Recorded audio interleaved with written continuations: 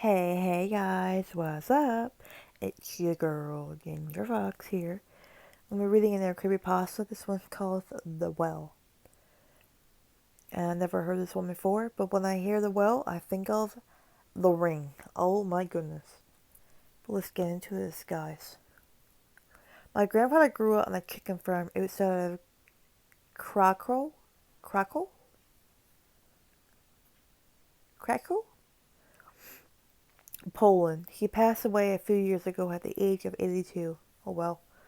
A few days before passing on due to an aggressive form of stomach cancer. Oh my god, poor guy. He sat me down next to him in his old rocking chair and said in his familiar Polish accent, "After I took the boat to New York, I promised to leave this story behind." He didn't look up as he spoke to me, simply staring into his cup of black coffee. "It's been 70 years, and I must tell someone before I meet God. I was born in a small, quiet, empty town, which, despite the Nazi occupation, still functioned.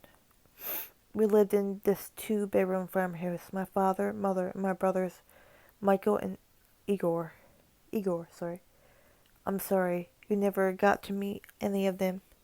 Anyway, Michael and Igor were twins, identical twins actually, and we have heard rumors of the Nazi fascination with identical twins.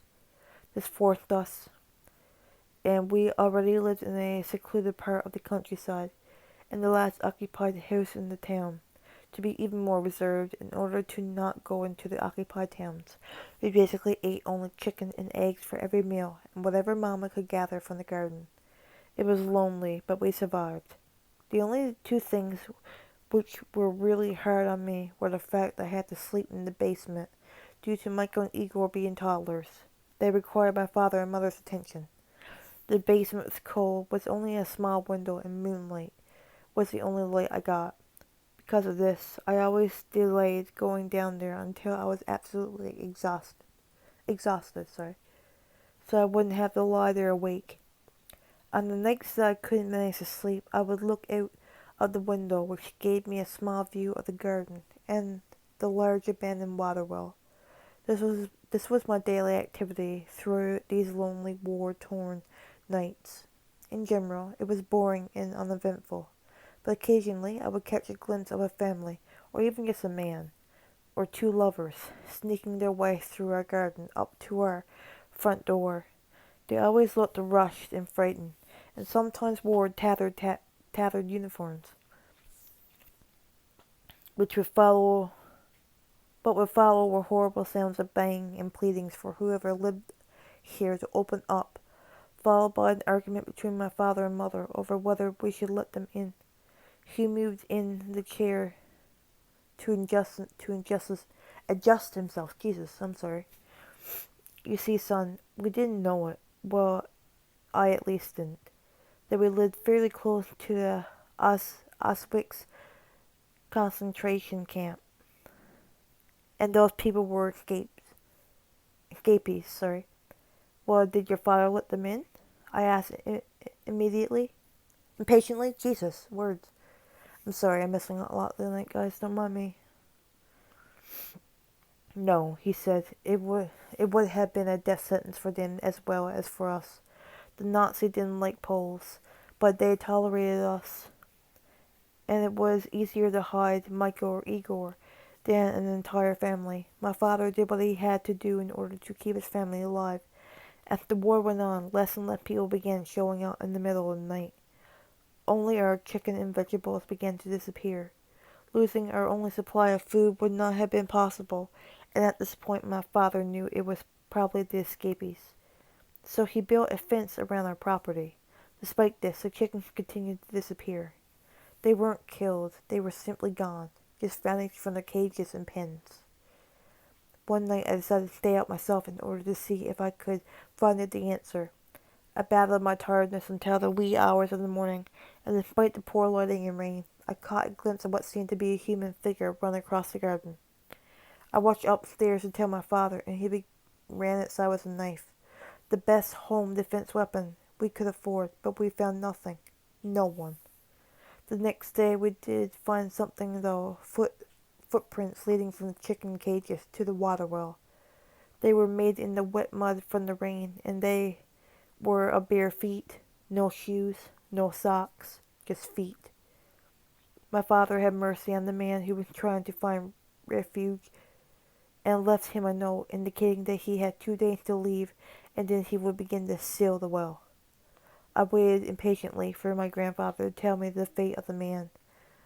The following night I conjured up the idea to take a blanket down the well to the man since winter was creeping in. I waited until my parents were asleep and I snuck outside. I shouted down the well and something friendly,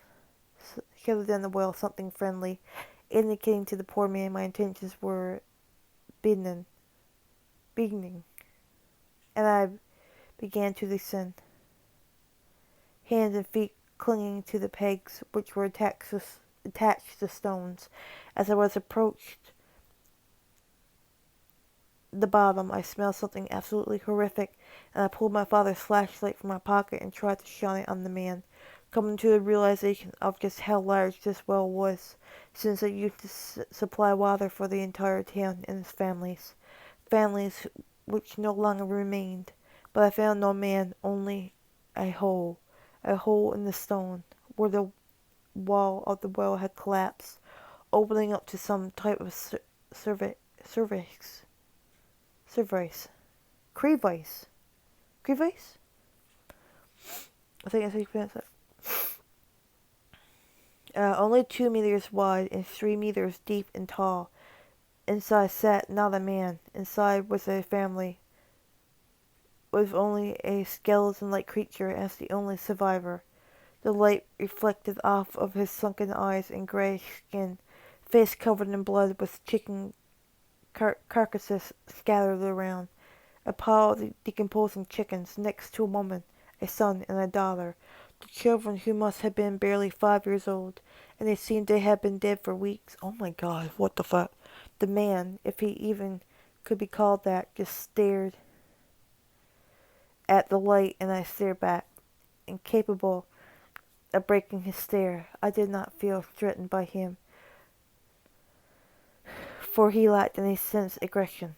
He simply sat there crouched over, without a sound, next to the putrefying body of his loved ones, and chickens he could have only been using as a source of water, as their meat was not eaten. He was empty, devoid of whatever in us makes us human. He should have realized his family was dead long ago, but he was still bringing food for their corpses. He couldn't accept it. He did finally turn his head, though, when I shined the light back onto the corpse of his daughter. He stared at her and sat down closer to her and continued to stare. You can leave now. I'll open the gate so you can escape. My father will seal the well in the morning, I said to him. Please leave now. My young voice and advice didn't seem to have any effect on him. At this moment I decided it would be better for me to just climb back up the well and leave. Hopefully the man would follow and escape. As I began my climb, I shined the light on him one final time.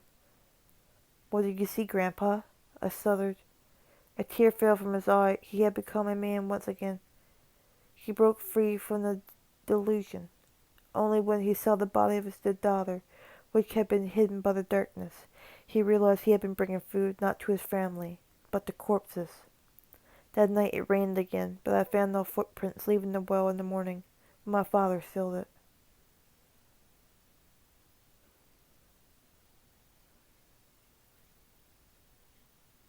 Wait, what?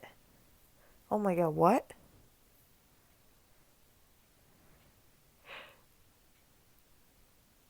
Wait.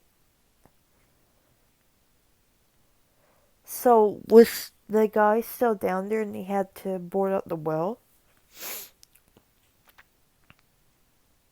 Oh my goodness. Jesus. I hope you guys enjoyed that story. That was pretty creepy. Can you imagine? As always, though, guys, stay safe and take care. Bye-bye.